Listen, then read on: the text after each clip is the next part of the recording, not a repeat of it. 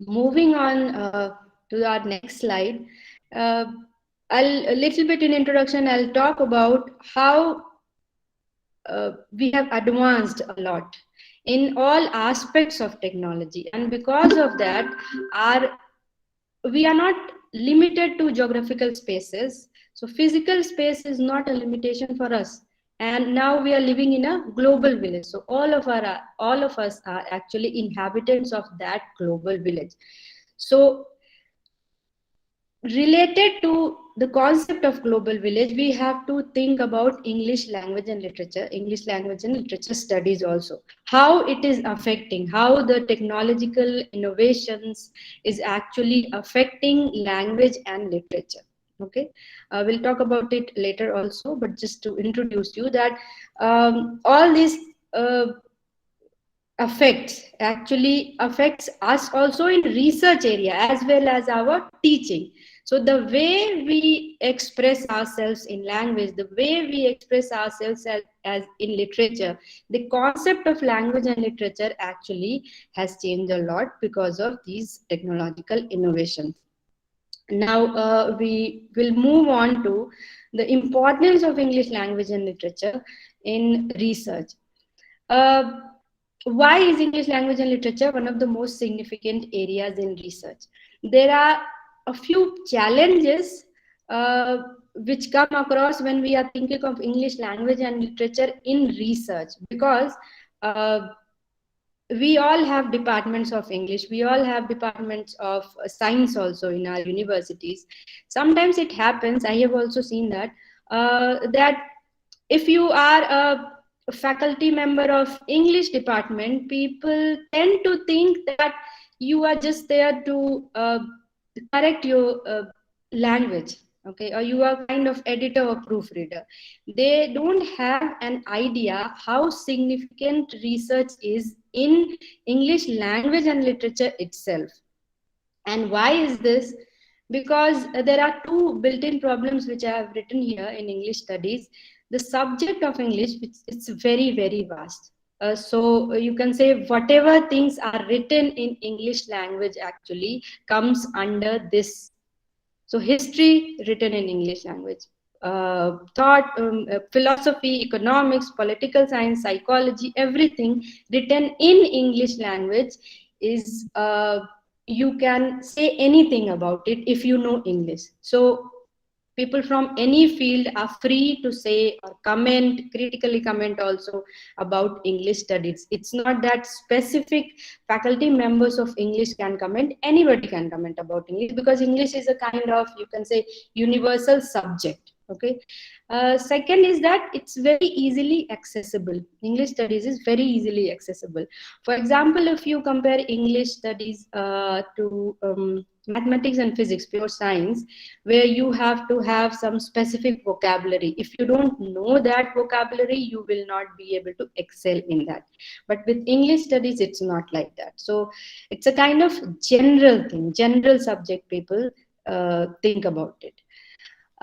Now, when we are talking about technological innovations, what has happened in English studies, if you compare the traditional English studies and modern English studies, that modern English studies tend to merge other areas also. So the boundary between English and the other languages has become blurred. Uh, if you like think about 25 years ago, you have traditional English studies, which was very literal and very classical, but now you have sociology of literature, you have psychology of literature, okay, psychology of language, sociology of language. So the boundary actually has become blurred, and that is also one of the challenges in English studies. Now, other challenge is that while other disciplines are getting globalized, English language and literature studies is also getting globalized. What do we mean by globalization of English language literature? We have to think of then patterns. Okay, so the modern English language and literature (ELL) that has to be in sync with modern trends. In like, I'll just inform you that modern trends will be linked to indigenization, then blurring of the boundaries between research area, Earlier, when we used to teach English language, we used to just teach English language through grammar. So just language was there in English language teaching. But now what we are doing, we are also using, many of us are using literature in English language teaching, ELT. That was unheard of, I think, 15 years back or long ago. Okay. Uh, Another point which I want to make here is that when I was young, during school days, the focus was more on grammar. So focus was more on language. As we advanced, the focus was on literature. So it has also changed now. Grammar and literature, so language and literature has actually blended together. So, if we talk about emerging areas, we have to keep all these challenges in mind, and we have to think how we can rework on English studies. Okay, how we can research in English studies while we have to be in sync with the technological advancements also, and we have to situate our English studies within the social and political needs. Now, before moving on to our main topic, emerging areas, I would like to say a few things about patterns, like general patterns, and that we have to integrate in English language and literature also.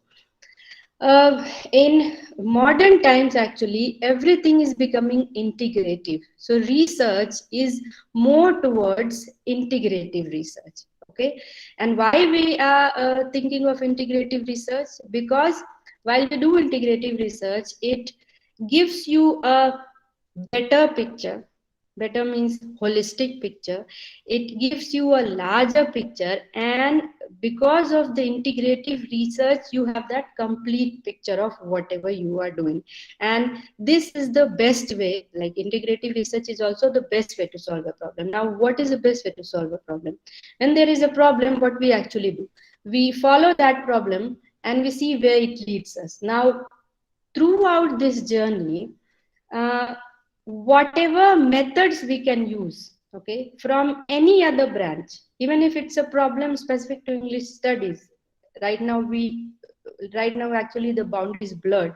So we can use in English studies also, if we are doing research, you can use methods from any other branch if needed. For example, because we have students here, professors actually no, but if we have students here, I would like to just elaborate on this point, that for example, if you are um, researching on any of the plays by Shakespeare, for example, Macbeth, you take Macbeth. If you are just focused on English studies, you will not be able to analyze it critically. You have to take help from psychological aspects also, because when you are trying to dig deeper into a character, you have to have some concept of psyche. You have to have some concept of human mind, how human mind works. So you have to incorporate some aspects of psychology there also. So it means while you are solving a problem, while you are researching, you are taking some concepts from another branch, that is psychology. Okay, that is one of the examples. So this is a challenge also, because now we don't know. It can branch off to any discipline. Now we don't know where is the boundary. We cannot limit any discipline to its boundary. Okay, so that's a kind of challenge, because this kind of research, integrative research, you say holistic research, okay, these kind of research, uh, sorry, uh, it actually asks for more effort.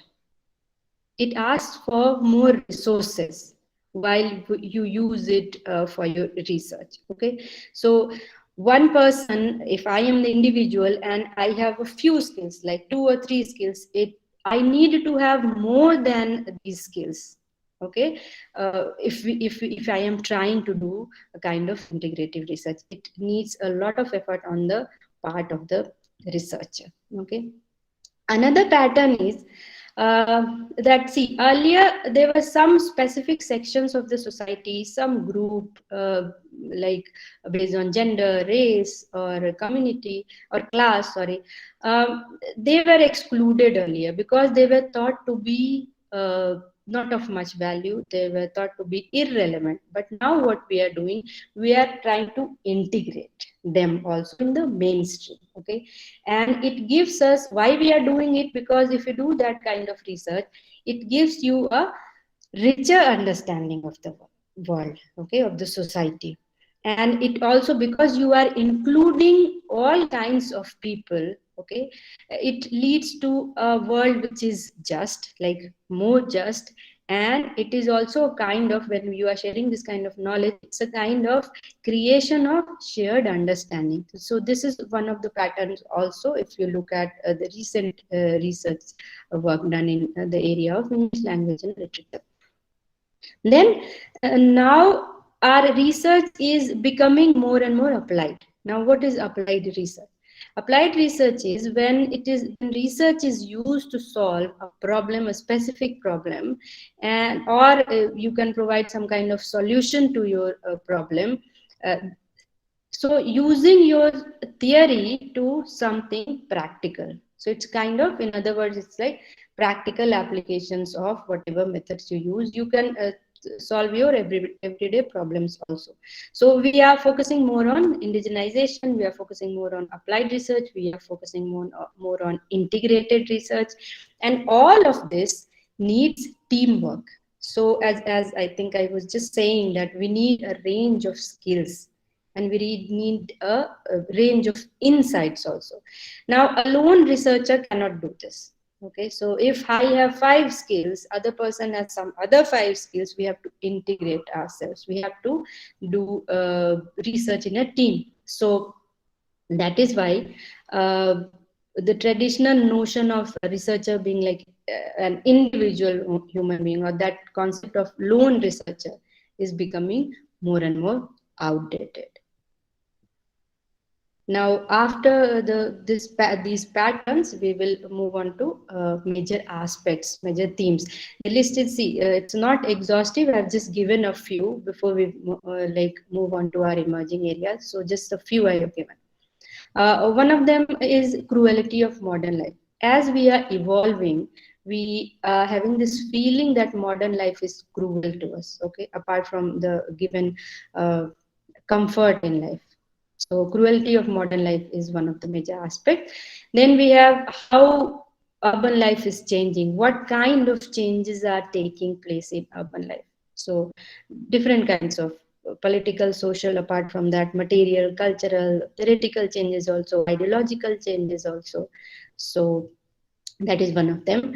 And then related to this, like cruelty of modern life, we have two: individuality in our life, how we are becoming more and more individual despite living in a community or a group, okay, despite being a part of a group.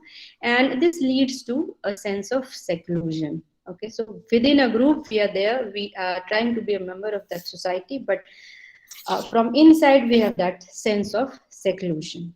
Okay.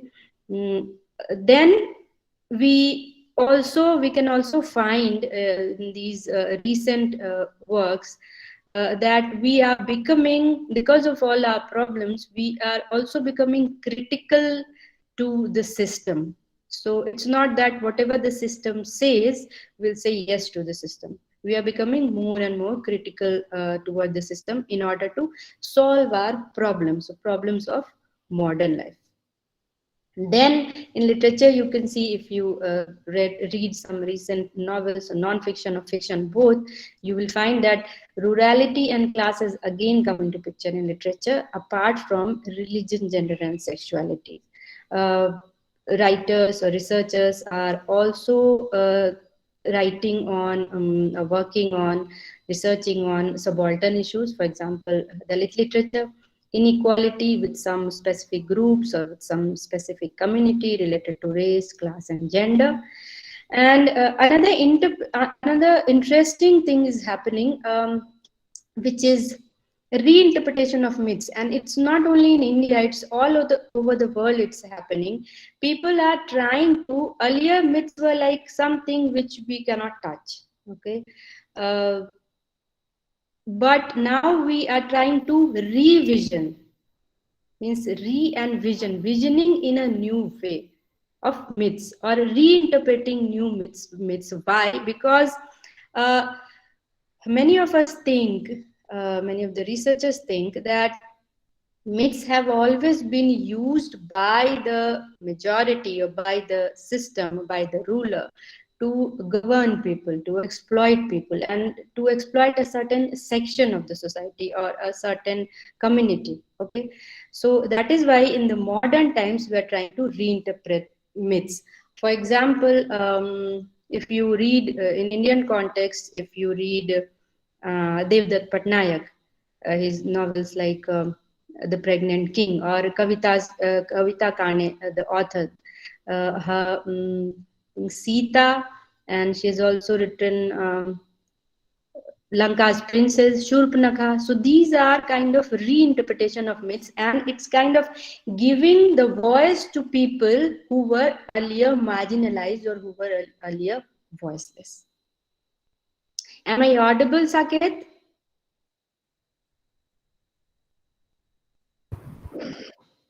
Yes, ma'am, you're audible, ma'am. Okay, because nobody is saying anything, so I'm like, did I lose connection or not? Okay. Then, as I was telling you about indigenization, related to it is regional literature translations. Earlier, regional literatures were not given much significance because they were considered to be of less relevance. But now, translations of regional literature we are doing more and more, because regional literatures are coming at par with other kind of major literature. So that is also one of the major aspects. Earlier, as I told you, that language was focused towards grammar, but now language is focused towards how we identify culturally with language. Okay, so language and cultural identity, translation of regional literature, there are other aspects of it. Finally, mm, something interesting is happening in English language and literature. We are moving beyond humanity, and now we have come to the post-humanity era. Now, what is it, post-humanity, and why is it has like why are we thinking about it now? Post-humanities actually questions uh, our identity, like if we are human, what it is to be human. Okay, what are the characteristics that we should have, or how do we feel that we are human, and why it's happening? It's happening because uh, people thought that traditional humanism actually is inadequate. Inadequate for what? While we are trying to understand the relation, our relation with ecosystem, we found that traditional humanism lacks somewhere, and that is where post-humanities came into picture. Now, post-humanities talks about interaction of humans, machines, even prosthetic extensions. How are we connected to it? How are we connected to our prosthetic extension? How are we identifying with that also? And overall, it actually invalidates whatever was the binary thing. Binary concepts actually, and it's a trend also. Like in modern times, it's a trend. Wherever we have binary, we are trying to actually transgress the binarity, like for male and female, for human and animal. Okay, so post-humanities, in other words, it invalidates the traditional boundary which was earlier between human and animal. Okay, so human will have these characteristics, and animal will have others. Okay, so that boundary also has blurred, and it also includes technology. So the boundary between human, animal, and technology, that has actually been invalidated. So it has, if you can think of constructing humans, it's a kind of reconstruction of the human in literature. Now, coming on to our focused area, focused topic of this session, there are like many emerging areas, like innumerable emerging areas in ELL. If you go deeper, the list is exhaustive, but I have given a few which I thought that it's like it will be important. First one which I have selected is visual culture or visual arts in literature. As you all know that when we talk about classical art was based on some narratives, and those narratives were either like mythological or religious. So visual culture on the same lines, it blends textual and image based media. Okay, and in visual culture we have to connect the world which is image centered with literature. Okay, so images of the world and literature we try to connect, and we try to explore that. So in that, it's not that only people from literature background can do it. So literary experts as well as art historians work together to explore this. The objects of study in this in visual culture can range from painting to exhibition. So you can study painting, the object can be sculpture, photography, film, exhibitions, even the social spaces of museums, galleries, and exhibitions. So these all come under visual culture or visual arts in literature. Another emerging areas in slightly linked is digital humanities and literature. You must have heard of archiving text digitally. Okay, so that comes under it. It also takes care of how we use digital resources in humanities, particularly systematically. Okay, so while we are trying to connect technology and literature in a way. Then we have related emerging area we have, which works on electronic, like ebooks or something like that, electronic literature, that is critical and creative digital humanities. It's similar, but you have to be critically analytical, and you have to be a little bit of creative. Okay. On the same lines, we have various kinds of storytelling, narrative across media. Now in this you can have some sub areas like children's narrative or particular groups narrative or women's narrative across media. Uh, Related to the technology, still we have because first I have tried to actually give you all the emerging areas related to technology, and then we'll move on a little bit to other areas. So next one is popular cyber culture. That is one of the emerging area, because earlier when we used to just read the essays and columns by journalists, we were not particularly thinking of exploring it more, but now we are thinking of exploring it more in popular cyber cultures. All of you, I think, know what romanticism is. Now, this new term has come, that's an emerging area, that's called techno romanticism.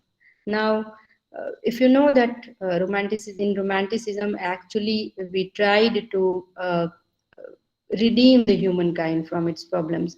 But now we are trying to use technology, okay, to make utopias. That's called techno utopia. So when we use technology to redeem mankind from its problems, and we try to bring about techno utopia, that's called techno romanticism. It has a like lot of things you can explore within this. Then we have testimonial literature. Now, what is testimonial literature? And all three which I have given below, that's like related to it, but we'll start with testimonial literature. Testimonial literature actually is also like reinterpretation of myths. Testimonial literature is also called to be the voice of the voiceless. Okay, because for example, if you go somewhere and people are marginalized and exploited, you just ask for their interviews or other kind of you do a field work, and then when you come after that and you explore and try to express them, that will be testimonial literature, because you are giving voice to them who earlier had no voice. Related to testimonial literature, we have different kinds of areas like autobiography studies or biography studies, that also you can do. Life writing. Under life writing, you can have like specific women's life writing or war victims life writing. That also you can do. Hmm. Uh, then I have given performance studies. What performance studies include? It explores the relation between artistic performance and cultural performance, all kinds of performance. Now, what is artistic performance? In like artistic performance can include some plays, performance poetry, or when you perform literature, or individual performance. Okay. Um, Cultural performances, on the other hand, is actually collective. Okay, so religious like whatever rituals you are doing, that will come under cultural performance. Community festivals also come under cultural performance. Apart from that, when you are performing some social and professional role, that will also come under cultural performance. So these all things you can explore while you are doing your uh, research work under performance studies. Then, because technology anyway, during modern times in research, all kinds of technology has come into picture. Now we are trying to explore not only literature, but literature and cinema and film adaptation. Why we are doing it? Because when when you talk of origin of cinema, at that time also, what was the raw literature? What was the raw thing which cinema actually adapted from? It was from literature, all kinds of literature.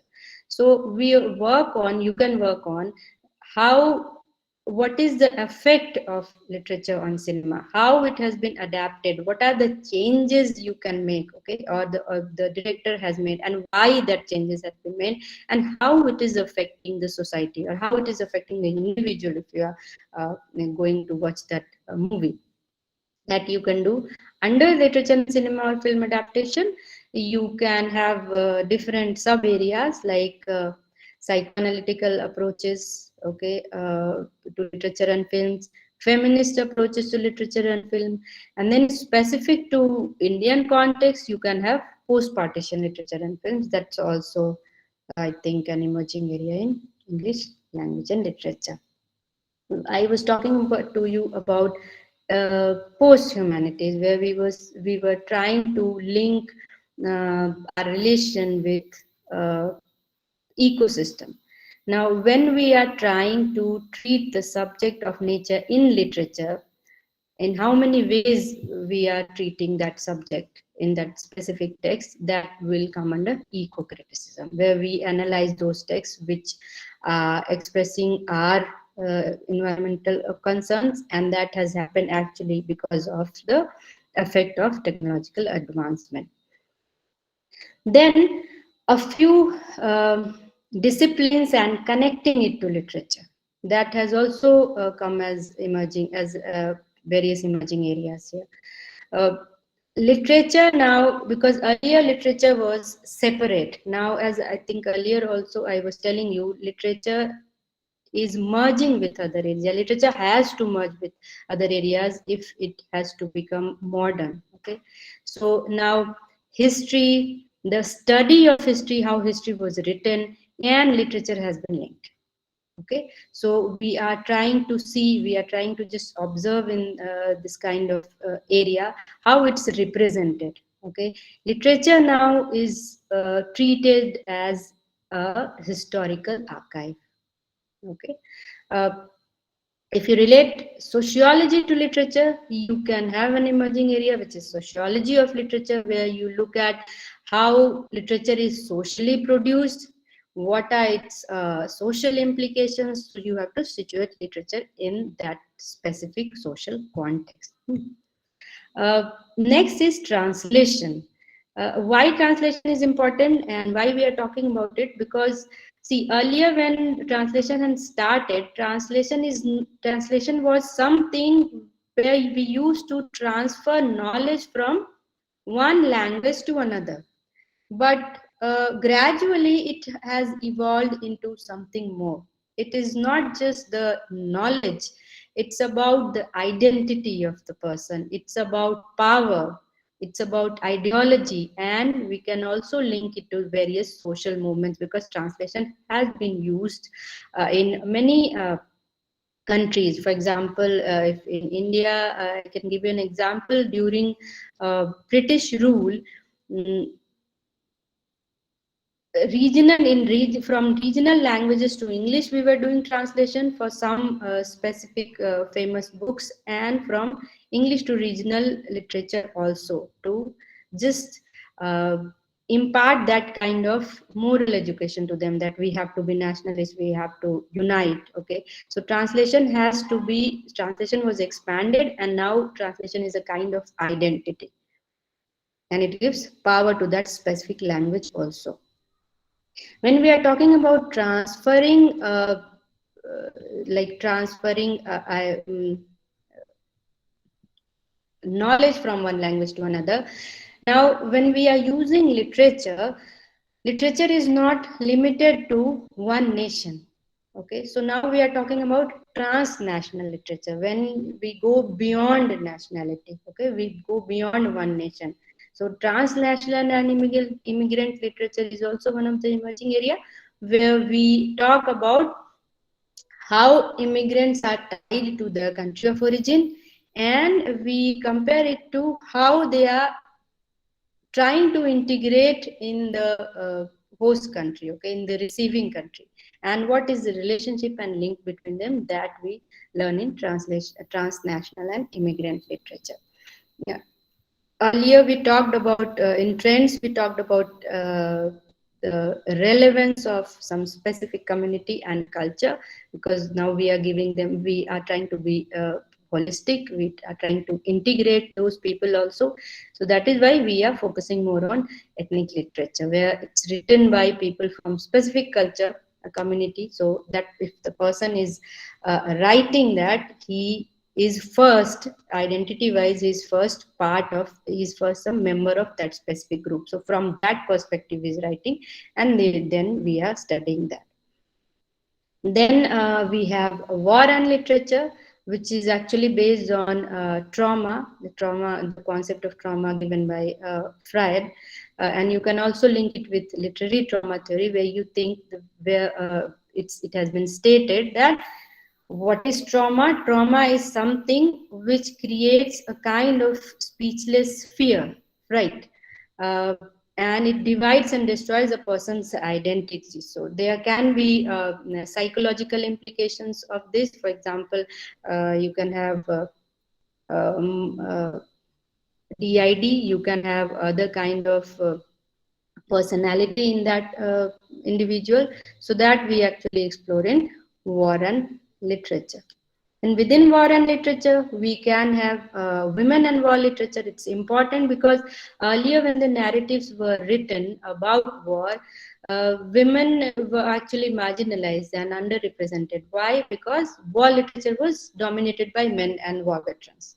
But now, because we are trying to integrate people who have been marginalized, we are exploring women and war literature. And it's important also because in war, women are uh, women are marginalized, women are victimized the most, actually. Okay, so we have to integrate war literature and women's feelings or expressions, experiences, whatever they have during that war.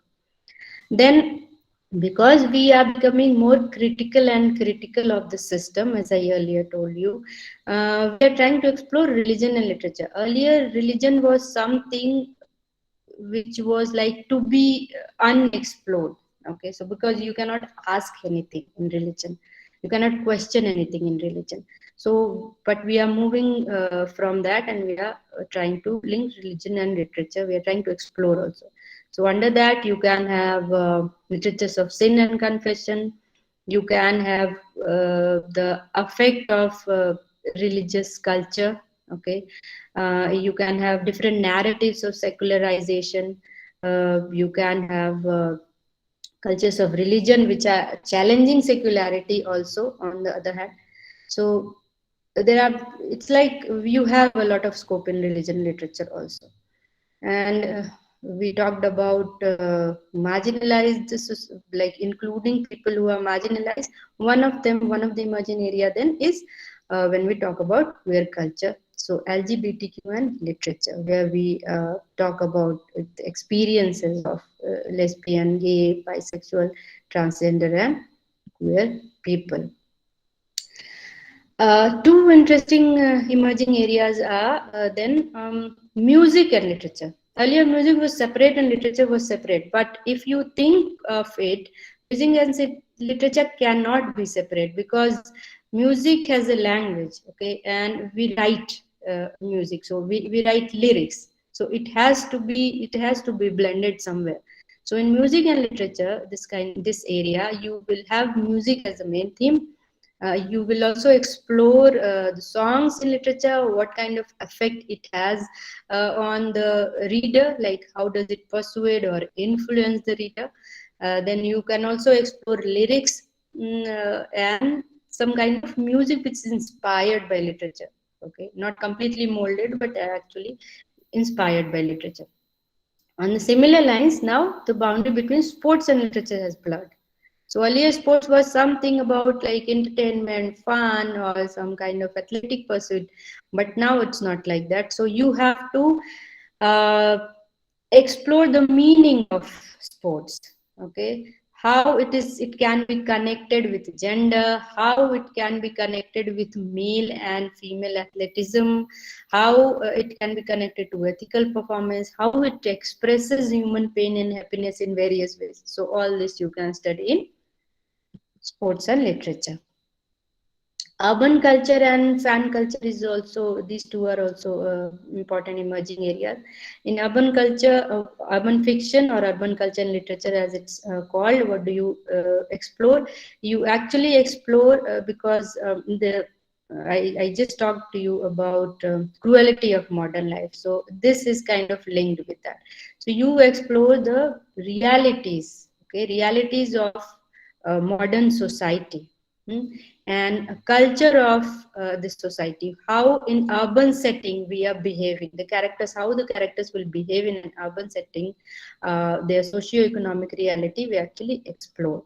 So because our modern life is cruel, the tone is dark here in urban fiction, and it focuses on the underside of city living. So it will have, you'll find that it will have use of profanity, sex and violence, and you can explore that, and you can think of any other thing which you can link it with literature. Related to that, we have fan culture and fan fiction. Now fan fiction or fan culture is something where you use text, okay, and you remix it, or some kind of subversion is done, and after that the output is, or the product is something unique. So as I had written, it uses, remixes or subverts the existing fictional text or characters when it creates unique stories. So this kind of subversion can range from a couple of sentences, like a few sentences are subverted or remixed, or the entire novel is subverted. Okay. Popular culture and language includes this emerging area include how and why the use of English in this popular culture affects our belonging, okay, to a group, how it affects our identity, how if we are talking about English, then we will see that how English affects other languages, and how uh, it gets affected by it. So if you talk about Indian context, you can do a lot of work here actually. How we are affected by that, our culture is affected by that, and how English has been affected by our culture.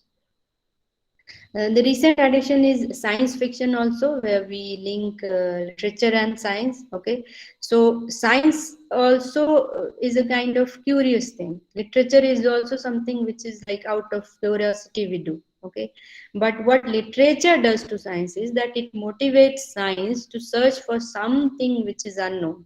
Okay, because we do that in literature a lot, and when we read science fiction, when the readers read it, we know something more about various scientific concepts. Okay, so if in that literature there's like some scientific development has been explored, the readers are actually becoming more aware. So literature, in other words, it makes scientific developments popular through adaptation of various scientific themes and concepts.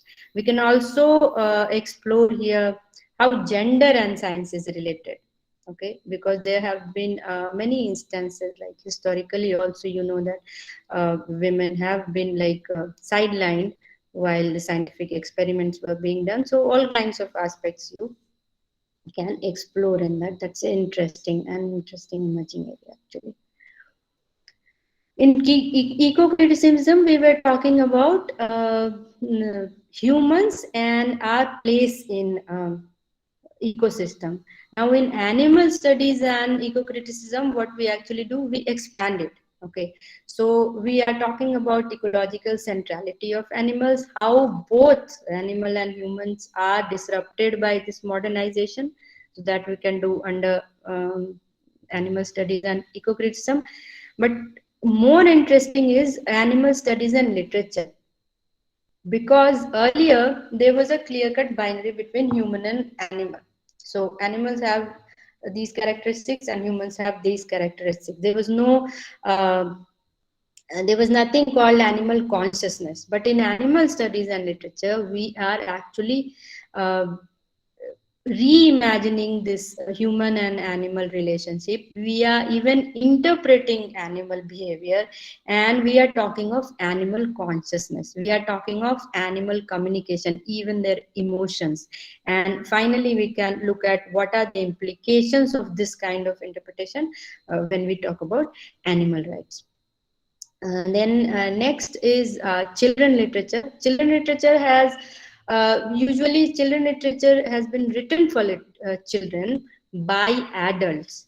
So if you can think of this, uh, you might say that there might be many people who have written children's literature to express their feelings. Yes, it has been done actually, because children's literature have it has hidden histories, it has political meanings. To give you an example, if you can search about nursery rhymes, you will see that nursery rhymes have it's like nursery rhymes have some kind of political meanings, because during those times subversion, there was like you were not able to write about the system, or you cannot be critical about the system. You cannot write like subversive literature, which we can do now. But to express those resentments, it's a kind of revolutionary writing. Adults use children literature to hide their meanings, whatever they wanted to write. So it's a kind of, in a hidden way, they have written whatever they wanted to say against the system or against the ruler or the king. So that's interesting. Then we have comics and graphic narratives. They are like earlier when we used to read comics during like my days, it was just for entertainment, and it was a very bad thing at that time to read comics. If somebody is reading comics, that person, that boy or girl is not uh, a person who studies hard actually. But now comics and graphic narratives, these stories also have become a research area, because and we explore there how it has become like how is it important in our contemporary culture, how it expresses our society in various ways. So it has become a major area of criticism. Then we have linked rhetorics actually. Then we are using rhetorics in research also. And what is rhetorics? If you have heard of it, rhetorics is like art of persuasion, so art of influence. So we have in rhetorics, we have environmental rhetorics first, where we argue about aspects of environment and we situate ourselves in it. So how we use this kind of arguments to persuade people or to influence people. Then we have visual rhetorics. Okay, now in visual rhetorics, mostly we look at war, how in war we use visual images and we try to persuade or influence people. How social media, so and linked to it will be advertisements also, later we'll see. And how in social media visuals are used to persuade and influence. Okay, and that we are observing that there has been a rise of visual rhetoric. So that is one of the emerging areas. Linked to it is critical race theory and rhetorics. Actually, critical race theory was an academic movement where it was stated that law is inherently racist. Okay, so now we are trying to link that with rhetorics, and there we explore the possibility of transforming the relationship between law and racial power. Then we have rhetorics related to public and how it can be used for a social change or social movement. So public rhetorics and social change is also another emerging area.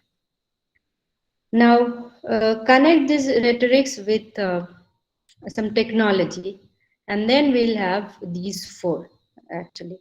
First one is computational rhetorics, where we explore how we apply computation, okay, on rhetorical analysis. Then linked to it is cognitive rhetorics, where we explore the properties of literature and from the perspective of cognitive science. And then we have cognitive poetics, where we apply, where we are using actually the principles of cognitive psychology. And why we are doing it? We are doing it to interpret the literary text. Okay, so it actually applies the principle of cognitive science, both cognitive rhetorics as well as cognitive poetics. And then we have rhetorics of science, which is rhetorical analysis of whatever scientific texts are.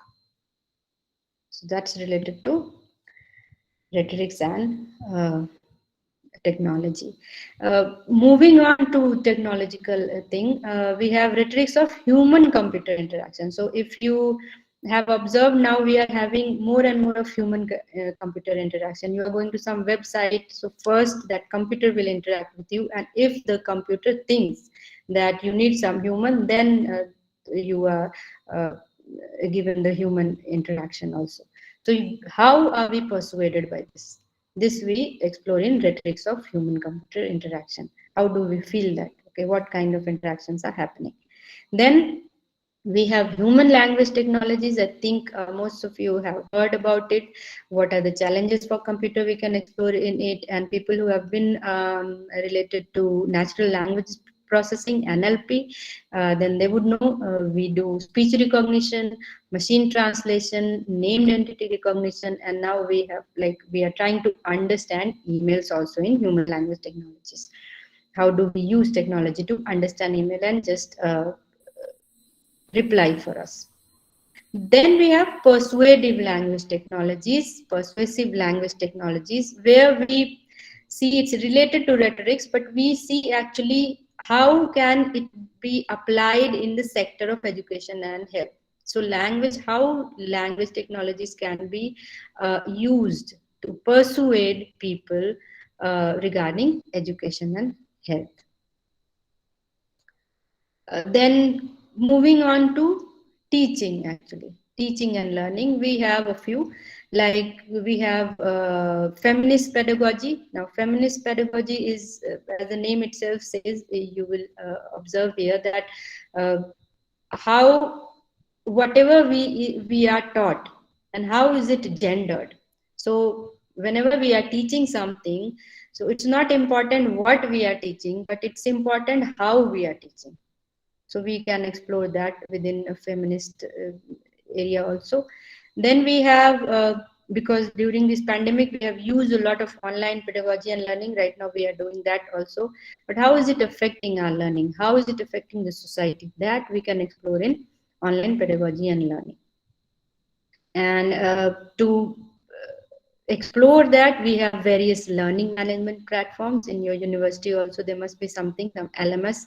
In most of the universities we have learning management platforms, but we have to explore how like how far it's imparting knowledge, how far it's working in sync with students and teachers. That we can explore in learning management platforms. And then we have experiential learning. Now, what is experiential learning? As the term itself says, we experience it. Okay, it's not that typical traditional classroom learning. Through experience we learn, and that is experience learning, experiential learning. It's also called like sort of what we'll say, practical learning. So you'll have more labs, more experiments while you do this kind of learning. Okay.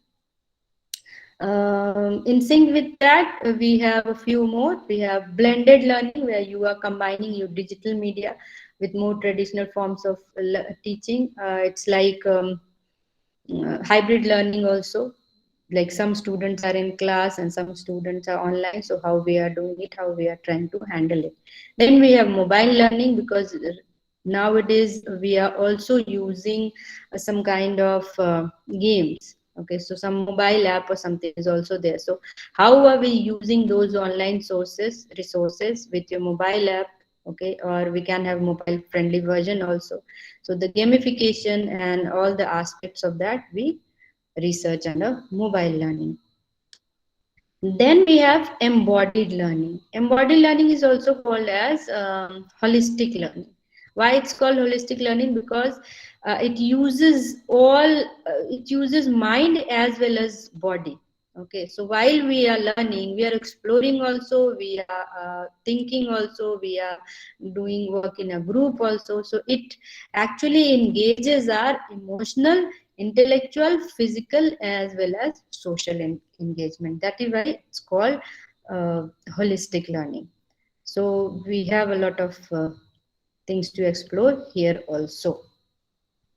When we are talking about teaching, when I was talking about English language teaching earlier, English language teaching also you can blend it with technology. So we can have we can explore English language teaching in communication studies. Okay, within that you can have various sub areas like science communication, environmental communication, organizational communication, etc.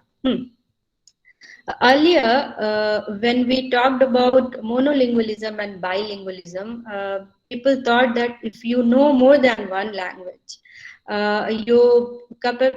you like you will not be able to express yourself in other language as fluently as you do with one language. Okay, but now the trend has actually changed. So now, if we are linguistically diverse a society, that is actually celebrated. Okay, and bilingualism or multilingualism is an advantage. So it's kind of, if you know more than one language, one of those languages can bridge the gap for you while you are learning another language. So within multiliteracies and translanguaging, like when I talked about multilingualism, you are using many languages and you are making it as an integrated communication system. So translanguaging is also an important emerging area. And then you do some things, you explore some things while you are using English for specific purposes. So English for business, English for law, uh, how do you use what are the diction, what are the words you are using, that you can explore in English for specific purposes. And then we have related to it, we have language and gender. Language and gender actually is not a very new area. It has been explored earlier also, but now there are some things which have been added. For example, gender talk at work. Okay. For example, morphological information, if you have any in the language which is related to gender. What are the stereotypes which you are using related to gender or other things, and that information has to be in that language. So that exploration and these kind of things, we are doing it recently. Then politics and language and nationalism and language is also relevant, because language is, as I told you, language now has become something which is your identity. Okay, so how nationalism and language is related, how politics and language is related, we can explore that. And within that, we can explore what is the impact of nationalism on language. In India, we can do that. It's a very relevant topic. How it impacts our language planning, how it impacts our overall ideology. Okay, how in a language, specific language community, there can be a change due to this. How does it impact that? So that all we can explore within this. And then I was talking about advertisement when we were talking about social media. Now uh, we can explore how language is used in advertising. So, for example, politeness strategies. What are the politeness strategies used in advertisements and how? Okay, what are the linguistic features in specific advertisement and how does it affect us? How does it influence or persuade us? Okay, whether we have gendered language in that advertisement or not, or other kind of biased language also you can explore there. Whether it's like biased to some specific community or race or class or not, gender. Then we can connect now language and law, and forensic linguistics is also one of them, where we identify the language. Okay, and then through that we can identify the criminal also. What are its implications? That also we can explore. What are its implications for legal education if we are talking about? How do we detect plagiarism? Okay, what is it? What is its ethical implication? That also we explore in language and law. We have been talking about indigenization. So related to that, we have another one, which is endangered language species, because there are many languages which have been wiped out, okay, due to many reasons.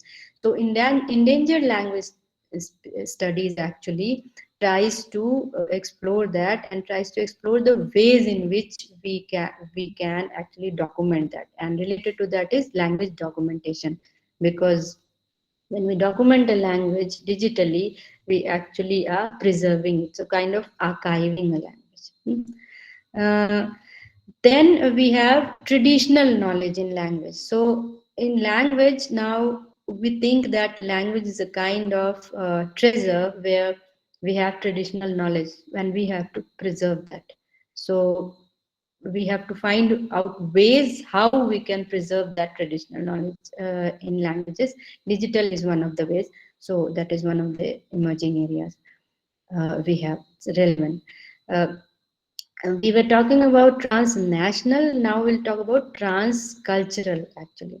Where in transcultural linguistic, what we do, we are talking about linguistic landscape and how the transformation of a nation takes place from the perspective of that social and linguistic transformation. So that we try to explore in transcultural linguistics. Talking of game, we were talking about gamification, and that under that topic also related to that is uh, because now we are using games more and more for teaching also, learning also. But apart from that, we are also trying to interpret the meaning of the specific game. Okay, so that is within semiotics of games and game design. Okay, so how do we, what are the meanings, what are the various meanings we can explore in semiotics of games and game design? And then we have semiotics of human computer interaction. So we interpret the meaning of human and computer interaction, because see, there is a difference between interpreting meaning of a human and human interaction. That's a language, usually we do that in literature also. But now we are, because we are moving from human to human interaction to human to computer interaction, we are actually trying to explore that through semiotics of human computer interaction. And then finally, I would just like to talk about a little bit about, with this I'll end this session. Uh, so all this which we talked about, it showed us that we can have emerging area or relevant area in the, because we have the impact of globalization on the languages. Earlier, languages was limited to a geographical space. Now, because of that concept of global village, it has expanded. Okay, it has spread.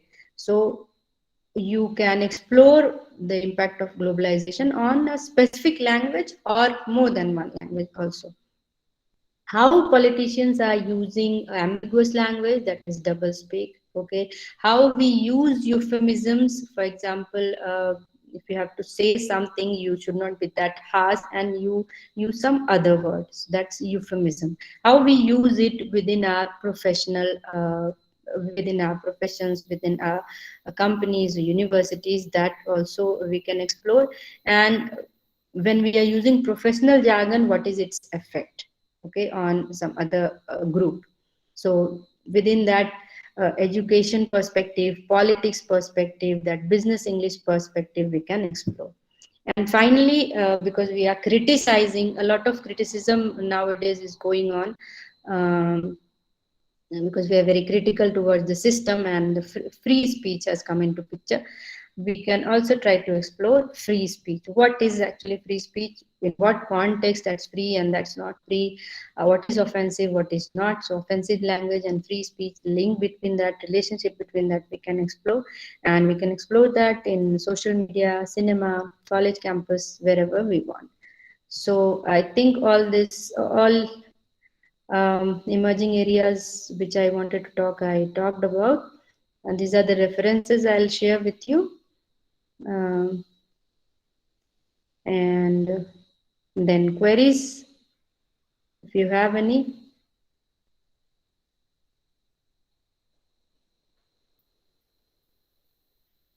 Yes. I hope I finished on time because I was not looking at time actually. Yes, ma'am. Any participant who is having any question may come up. You can unmute and ask the question. Or Ma'am, may anything I? else? And yeah, sure, Yes, sure. Ashi. It was really an interesting event, ma'am. We really enjoyed this, and I have a question. That Yes.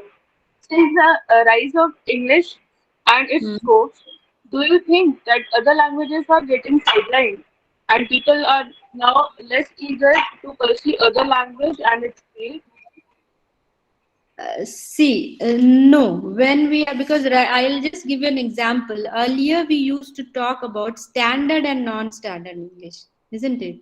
Now, that has actually, it's not, it's like now it's the age of world Englishes. Okay. Earlier, we were not talking about characteristics of Indian English, and then within that, characteristics of Bengali English or regional languages English, and what is the impact of that. So I think because we are moving from national to regional languages also, and everything has become like a small village, and we have like, we don't want one language to dominate. We have lots of languages, and we work on that, we are exploring that also. So see, right now also, when you talk about it or think about it, uh, people will not say anything if you're not speaking British English. Okay, even in Britain, they will not say that you are not speaking properly unless and until like you are unintelligible.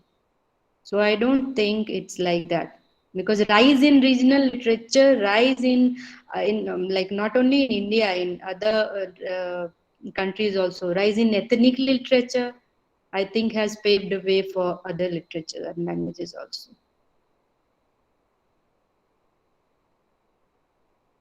Thank you. Ma'am, Vinay Anand have a question for you. Can you read it, please? Yeah. A logic given by the supporters is that our earths cannot sustain life forever, for forever, okay, forever. And humans with their carbon based body structures can never escape from this cosmic jail. No.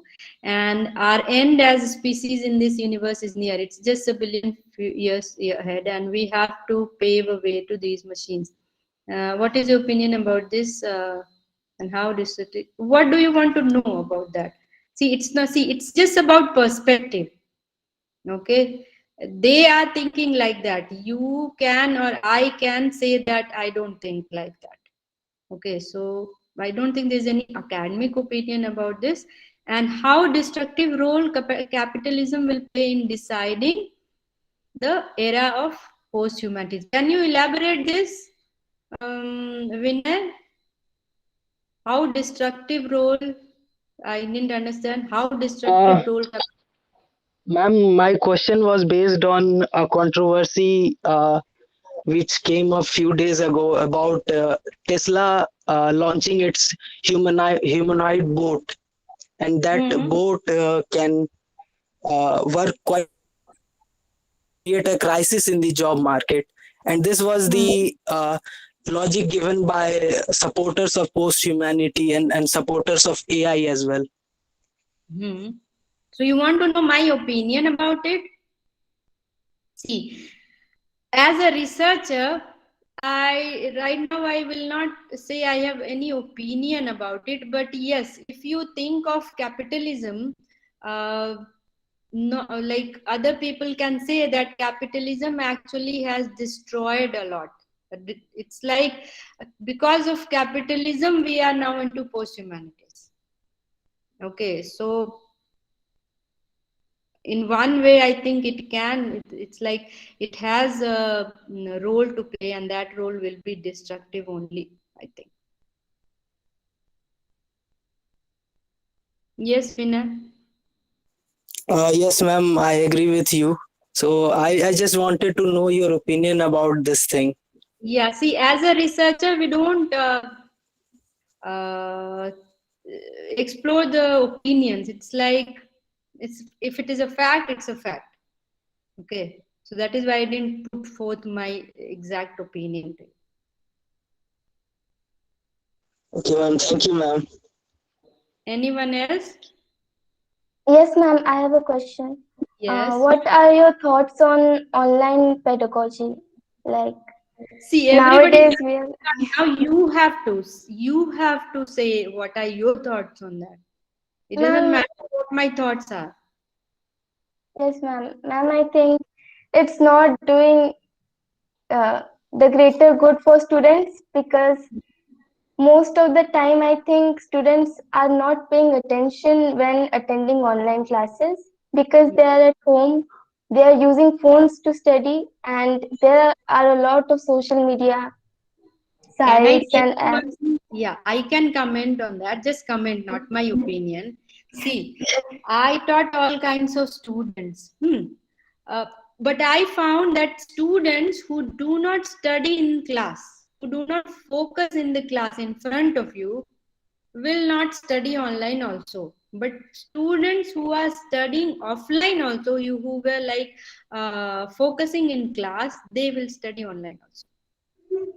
That's Yes, my ma'am, that's right. honest opinion, I'm saying. Yes, Because ma'am. Vandana, you cannot force a person, even if, see, you are sitting in the class, I cannot force you. You can look at me like this and you can say, but you are not trying to understand anything. You are Yes, somewhere else. I cannot control that. So I think, yeah, but when you are saying cons of it, pros, I said cons is that, yeah, many students have genuine issues. They are in villages, okay, or in a place where this we are not able to connect properly. For them, it's a problem. It's problematic. So it yes, like ma'am. marginalizes a section of society, online teaching. Yes, ma'am. But a lot of students are getting weak in studies because of this online classes and all. But tell me, see, if you have online connection, proper connection, I don't think you will fail. Or if you are in class, I'll be like that. I'll teach like that only, isn't it? Yes, ma'am.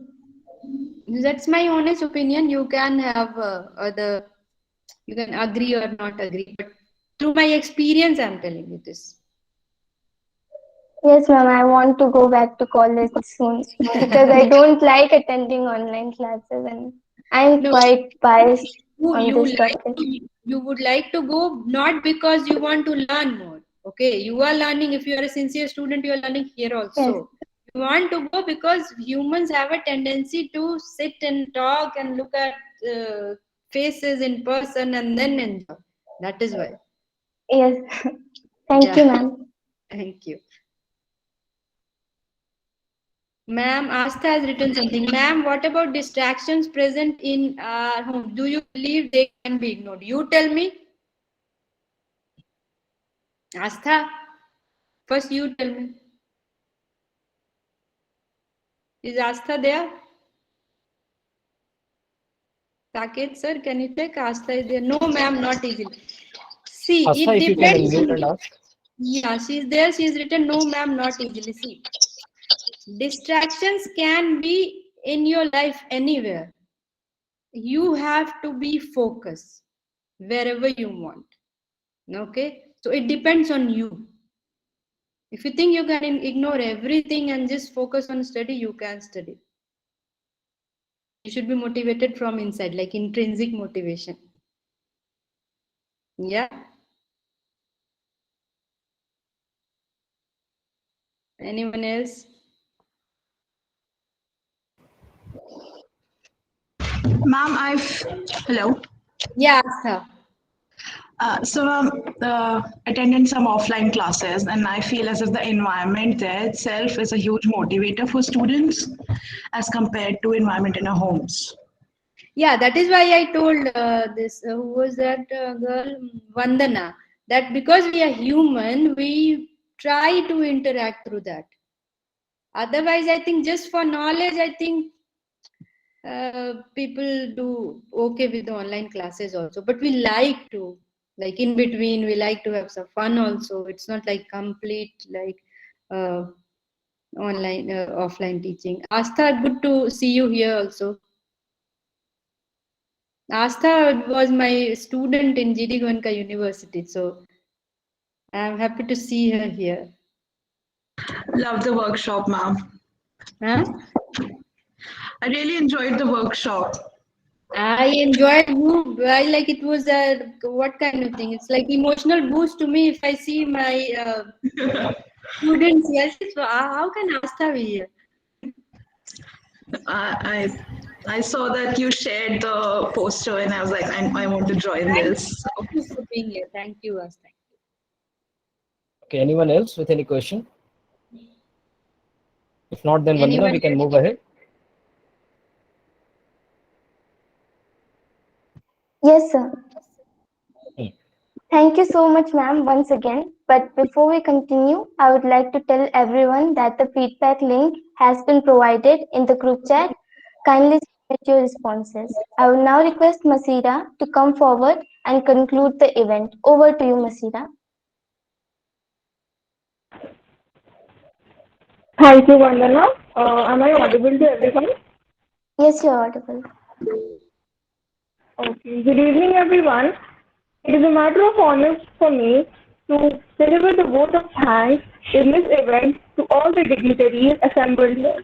First of all, I would like to thank the Department of English, Reinterpretation College, for giving me an opportunity to speak on this auspicious occasion. On behalf of the entire university, I would like to thank our honorable guest, Richa Srishti ma'am from Christ University, for taking out time from her busy schedule in order to deliver this insightful lecture. This was a really wonderful lecture, ma'am, and we really enjoyed listening to you. Thank you. And all those inspirational thoughts that you shared, we really value that, ma'am. And I would like to thank our respected Dasher who had attended this with us, and also to the English department for organizing such a wonderful event for us. Further, I would also like to thank all the students present here for joining us. And lastly, I would like to thank each and everyone who contributed in making this event a successful one. Thank you so much, ma'am. Thank you, Masira. Thank you, Saket. Thank you, everyone. Thank you, Yaya sir. You are here. Thank you, ma'am. Thank Yeah, you, I ma'am. This joined was at very enlightening. around 7:10 something when you were talking about emphasizing language teaching through grammar. So at that moment I joined. And extremely sorry that I was not there at the beginning. Actually, we were supposed to submit the AQAR today. So that's why I was there in the college itself. No, thank you so much for this enlightening session. Thank you, sir. It was really very good to listen to those emerging trends. बल्कि emerging trends को जो the way you pointed out those emerging trends, उनको सुन करके कम से कम ये लगा कि people who are telling that the literature days are over, वो इत्मीनान हुआ कि no, the literature days are not over. They are here to stay. Thank you, sir. Thank you.